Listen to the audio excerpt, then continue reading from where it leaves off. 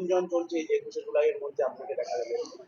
যারা বলছে তারাই আগে পা বেরিয়ে আছে, চিন্তা করবেন না, ওইসব নিশ্চিন্তে থাকুন। দিলীপ ঘোষ সোসাইটির সার্ভ করতে এসেছে, পার্টি না করলেও, রাজনীতি না করলেও দিলীপ ঘোষ কাজ করবে, আগেও করেছে, সারা জীবন করেছে।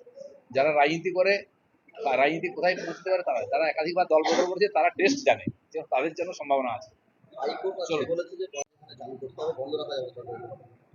ঠিকই তো, বাংলার মানুষ যে 100 জনের কাজ হোক, কিন্তু কেন্দ্র যে টাকা পাঠাচ্ছে সেটা যাচ্ছে কোথায়, কেন কাজ হচ্ছে না, কাজের টাকা পাচ্ছে না কেন, পুরো টাকা কেন পাচ্ছে না, বা কাজ যেটা হচ্ছে এটা দেখা যাচ্ছে না কেন, এই সমস্ত জটিলতা আছে। রাজ্য সরকার ঠিক করতে হবে তারা কাজ করবেন কিনা, লোককে তার বেতন দেবেন কিনা, কেন্দ্র সরকারকে হিসাব দেবেন কিনা, তার উপর নির্ভর করছে। মহেশতলায় কোর্টের নির্দেশে আজকে শুভেন্দু অধিকারী যাচ্ছিল, তখন তাকে চোর চোর স্লোগান দেওয়া। দেখুন, পশ্চিমবাংলায় এই ধরনের আইন শৃঙ্খলার সমস্যা হচ্ছে, হিন্দুদের উপর অত্যাচার হচ্ছে, সেখানে যেতে গেলেও কোর্টের পারমিশন নিয়ে যেতে, তারপরে দুষ্কৃতকারীরা পিছনে লাগছে, তো বোঝা যাচ্ছে এখানে আইন শৃঙ্খলার অবস্থা কি আছে, হিন্দু সমাজের সুরক্ষা কি অবস্থায় দাঁড়িয়ে আছে। চোর চোর স্লোগান শুনতে হচ্ছে শুভেন্দু অধিকারী এখন। কিছু তো বলতে হবে, বিরোধিতা করার জন্য কোনো রাস্তা চাই, তো এইভাবে ট্যাকল করা যাতে না যায় কেউ। আমরা যাচ্ছি, আমাদের নেতাও গেছেন, এবং আদালত মনে করেছেন এটা প্রয়োজন, তাই অনুমতিও দিয়েছে। ঠিক আছে, ধন্যবাদ। তারা বলছেন যে জলের অভাব, পাটের সহায়ক মূল্য পাচ্ছেন না, কি বলবে তাদের? সেই জন্য আজকে পাটের ব্যাপারে যারা যুক্ত, ত্রিবেণী সংগম আমরা করেছি এখানে, পাট চাষি, মিল মালিক এবং জুট কর্পোরেশন ইন্ডিয়া যারা তার স্বত্বাধিকারী, যারা সহায়তা করে। কেন্দ্র সরকারের মাননীয় মন্ত্রী, বস্ত্রমন্ত্রী গিরিরাজ সিং কয়েকবার এসেছেন। তার ইচ্ছা যে পশ্চিমবাংলার যে অর্থকরী ফসল পাট, তাতে হাজার হাজার চাষি যুক্ত, আর এক একজন 10 বিঘা 15 বিঘা 20 বিঘার বেশি চাষ করে, তারা আস্তে আস্তে পাট চাষ ছেড়ে দিচ্ছে, কারণ লাভ হচ্ছে না। লাভ না হওয়ার বিভিন্ন কারণ আছে, সেই কারণগুলো দূর করার চেষ্টা করছে কেন্দ্র সরকার। কারণ বিশ্বজুড়ে আজকাল পাটের ডিমান্ড বেড়েছে, বিভিন্নভাবে প্রয়োগ হচ্ছে, ফেন্সি জিনিস, জামা কাপড় থেকে আরম্ভ করে ঘর সাজানোর জিনিস, কার্পেট বস্তা সবই হচ্ছে, এখান থেকে সাপ্লাই হচ্ছে, মিল মালিকরাও লাভ পাচ্ছে। তো সেই জন্য পাট শিল্প বেঁচে উঠুক, জেগে উঠুক, তখনই সম্ভব যখন পাট চাষিরা করবে। কারণ আমি ব্যক্তিগতভাবে কৃষকের সন্তান, আমার মনে হয়েছে চাষিদের জন্য কিছু করা যায়, আর তাই আমি নিজে এসে এই যে আমাদের এখানে পৃথিবী অঞ্চল, আমরা বদর বাজারে আজকে এই এলাকার প্রায় 100 চাষি এসেছিলেন, যেখানে পাট চাষ বন্ধ হয়ে যাচ্ছে, তাদের সমস্যা শোনার জন্য, তাদের বক্তব্য শোনার জন্য, এবং জেসিআই কী সমস্যা সমাধান করতে পারে তাদেরকে নিয়ে তারাও বললেন, এবং মিলের লোকেরা কী চাইছেন, কী সমস্যা, পাটের কোয়ালিটি কীরকম হওয়া উচিত, তারা নিজে কিনতে চাইছেন, মিল মালিক বীজ দিতে চাইছে, বীজ দিতে যে ওষুধ, এবং কাঁচা পাট কিনে নিতে চাইছে, পচিয়ে দিতে হবে না, গাছ শুধু কিনে নেবে আখের মতো। সেই টেকনোলজি সুবিধা অসুবিধা শোনার এবং জানাবার জন্য আজকে এখানে সচেতনতা শিবির হয়েছিল পাট চাষিদের। তো সেই শিবিরে আমরা সবাই এসলাম, খুব উৎসাহের সঙ্গে চাষিরা অংশগ্রহণ করেছেন।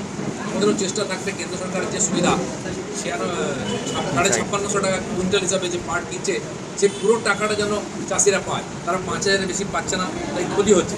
এবং উন্নত টেকনোলজি, পাট পচাবার জন্য, পাটের কোয়ালিটি, বাংলাদেশের কোয়ালিটি ভালো করে বেশি দাম পাচ্ছে, আমরা পাচ্ছি না, এই সমস্যার সমাধান করার জন্য, রাস্তা পার করার জন্য একত্রিত হয়েছে। এই সচেতনতা প্রোগ্রামটা কি আরও মরশুমের আগে করা দরকার? যতগুলো জেলাতে পাট চাষ হয়, আমি ব্যক্তিগতভাবে উদ্যোগ নিয়েছি, কিছু সোসাইটি যুক্ত হয়েছেন, তারাও খুব আগ্রহী, যারা চুট নিয়ে কাজ করছেন, মিল মালিকরাও আগ্রহী, আমি দেখা করে কথা বলেছি গিয়ে, তারাও চাইছেন। আমরা আজকে এখানে বসলাম, নদীয়া জেলাতে বসবো, তারপরে ব্লক অনুযায়ী সম্ভব চাষিরা চান আমরা বসে 3 পক্ষকে এক জায়গায় করে সমস্যার সমাধানের চেষ্টা করব। দরকার হলে কেন্দ্রীয় মন্ত্রীকে ডেকে চাষিদের সম্মেলন করব, দরকার হলে চাষিদের নিয়ে দিল্লি গিয়ে তাদের সঙ্গে কথা বলাবো, যাতে আগামী বছর নতুন পাট চাষের সময় বেশি জমিতে চাষিরা চাষ করে। দিলীপ, এই যে পাট নিয়ে আপনি যে হঠাৎ করে নামলেন, এটা কি কোনো রকম কোনো নির্দেশ বা কিছু আছে? হয়তো দায়িত্ব পাচ্ছেন? আমি জঙ্গলমহলের ছেলে, ওখানে বৃষ্টি হয় না, পাট চাষ নাই। আমি যেখানে থাকি খড়গপুরে, লাল মাটিতে ড্রাগন ফ্রুটের চাষ করেছি, গত বছর করেছিলাম, এবারও বলছি। আমি গত বছর মেদিনীপুরের কাঁসাই নদীর তীরে স্ট্রবেরি চাষ করেছি। এই জন্য এটা এক্সপেরিমেন্ট আমার ব্যক্তিগতভাবে, আমার নিজের ইউনিভার্সিটি আছে, আমার নিজের চাষের প্রতি আগ্রহ আছে। তো জঙ্গলমহলে বৃষ্টি বন্ধ হয়ে যাচ্ছে, চাষ বন্ধ, জমি পড়ে আছে, ছেলেরা পালিয়ে আসছে, 5-7 হাজার টাকা চাকরির জন্য বাইরে আছে, তারা ওখানে জমিতে কী চাষ করতে পারে অর্গানিক ফসল, ড্রাগন ফ্রুটের দাম বেশি, শুকনো জায়গায় হয় কিনা, সফল হয়েছে। স্ট্রবেরি হয় কিনা আমাদের এখানে 3-4 মাস শীতের সময়, অর্থকরী ফসল, দাম বেশি, তার জন্য আমি মেদিনীপুরে চাষ করে দেখেছি, সফল হয়েছে। এগুলো আমার ব্যক্তিগত ইচ্ছা।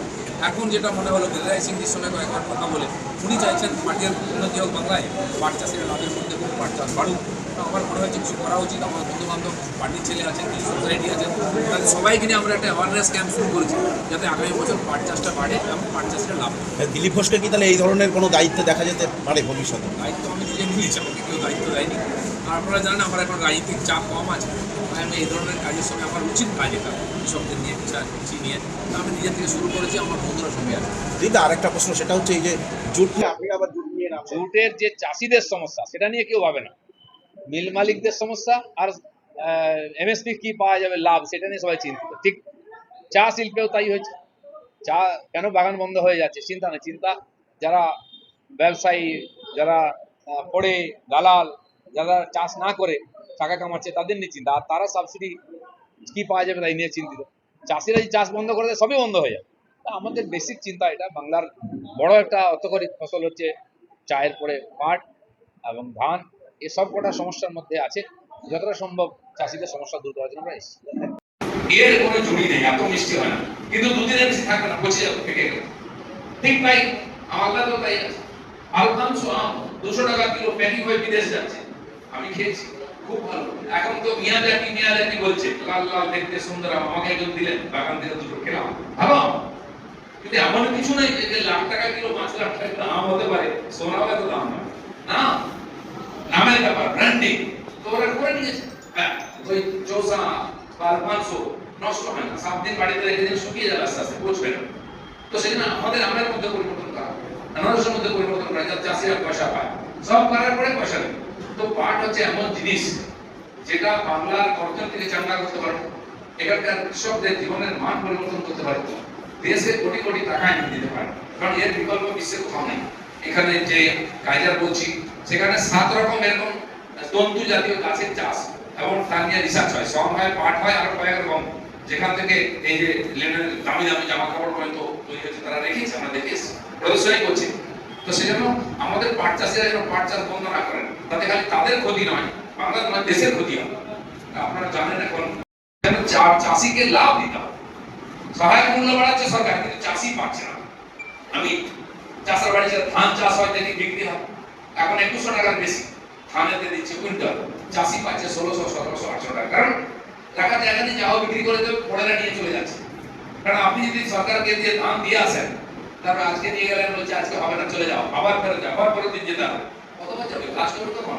তারপরে দিয়ে এলে 3 মাস পরে চেক করছে, চেক দিল ভাঙবে 3 মাস পরে, তখন সে তার সারের দাম, বীজের দাম দেবে কি? লোক বাধ্য হয়ে বলে যা আসছে বাড়িতে পেয়ে গেছে, 1700 টাকা বাবা দিয়ে দাও, রাখার জায়গা। পাটের ক্ষেত্রেও তাই হচ্ছে। তো পাটের যে সরকার খরচা করছে, চাষি লাভ পাচ্ছে না, মাঝখানে কেউ খেয়ে নিচ্ছে।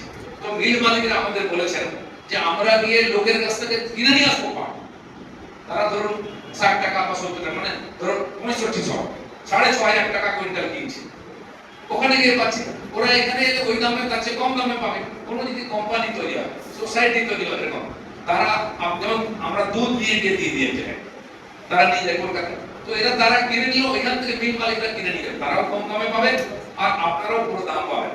কেন্দ্র সরকার চাইছে এরকম, গিরিরাজ সিং আমাদেরকে বলেছেন যে আমি চাই বাংলা চাষিরা লাভ দেবো আর পাট চাষ বাড়ুক, কারণ এতে কেন্দ্র সরকারও কোটি কোটি ডলার পাবে, চাষিরা পয়সা পাবে, ব্যবসা ভালো হবে।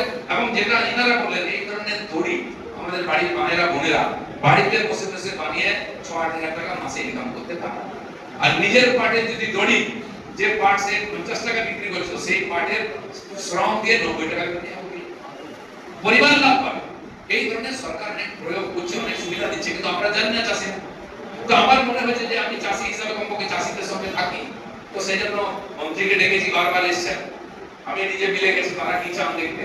ওরা আরো মজার কথা বললো, বলে আমাদের কাছে এত অর্ডার এসছে, আমরা সাপ্লাই দিতে পারছি না, কোনো সমস্যা নেই, বলে আমরা কিন্তু লেবার পাচ্ছি না, একজন লেবারকে কমসে কম 500 টাকা দেয় ওরা রোজ, তার মানে 12-14 হাজার টাকা মাসে পেয়ে যাবে সাধারণ লেবার মেশিন চালিয়ে, বলে তাও লোক পাচ্ছে না, কাজ করতে চায় না, বিভিন্ন সমস্যা আছে, কষ্ট পরিশ্রম এ ওকে খাটবে, তো কাজ নিয়ে ঘুরে বেড়াচ্ছে, কিন্তু 12-15 হাজার টাকা পাবে, তাও কাজ করবে না গ্রামে করে। এই সব মিলিয়ে যাতে পাট চাষ বাড়ে, পাট চাষিরা লাভের মুখ দেখে, সেই জন্য আমরা এই প্রয়াস করেছি। আমি রাজনীতি করি, তো আপনি ভাবেন যে রাজনৈতিক সভা করছে, কোনো রাজনীতির ব্যাপার নেই।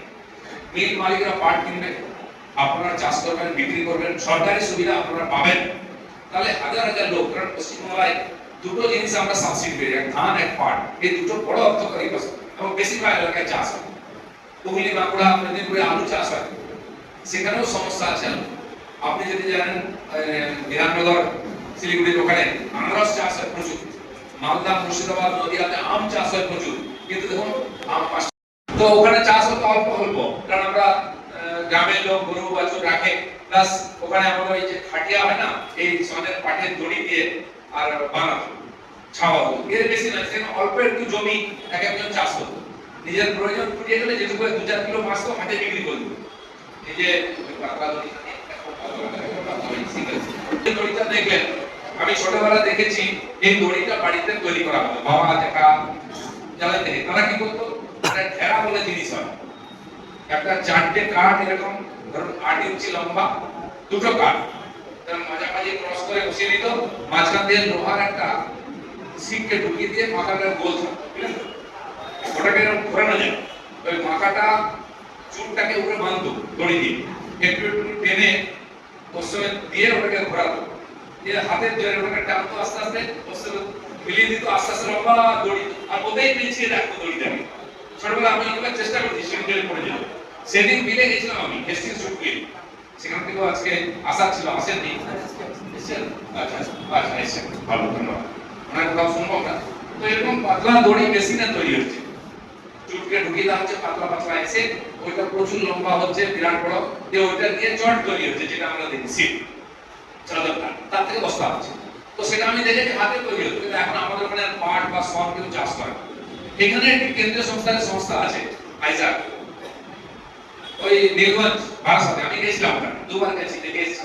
আর আমাদের মাননীয় মন্ত্রী, এখন যিনি বস্ত্রমন্ত্রী শ্রী গিরিরাজ সিং, তিনি এসেছেন, 2-1বার কথা হয়েছে। তার যে ইচ্ছা যে পশ্চিমবঙ্গ হচ্ছে পাট চাষের একমাত্র জায়গা ভারতবর্ষে, আর হাজার হাজার পাট চাষি আছেন, তারা আস্তে আস্তে পাট চাষ কমিয়ে দিচ্ছেন। এখানে হয়তো অনেকে আছেন যারা 10 বিঘা করতেন, এখন 4 বিঘা, 5 বিঘা, 7 বিঘা করছেন, অনেকে মোটে টোটাল বন্ধ করে দিয়েছে। আজকে কথা হচ্ছে, আমি বসেছিলাম ছেলেদের বলে আমরা করতে বন্ধ করেছি, সেই জন্য আমরা প্রথম ঠিক করলাম পাট চাষের যে সমস্যা, অনেকটা আমরা জানি, আরো জানার আছে, যেখানে সমস্যা, যেখানে পাট চাষ বন্ধ হয়ে যাচ্ছে, ওইখান থেকে এই প্রশিক্ষণ বা এই জাগরণের সচেতনতার সভাটা করব। তাই এখানকে আমরা টার্গেট করেছি, এখানকার আমাদের বন্ধুরা ছিলেন, তারা আমাদের খবর দিয়েছেন, প্রায় 100 জনের চাষি এসেছেন।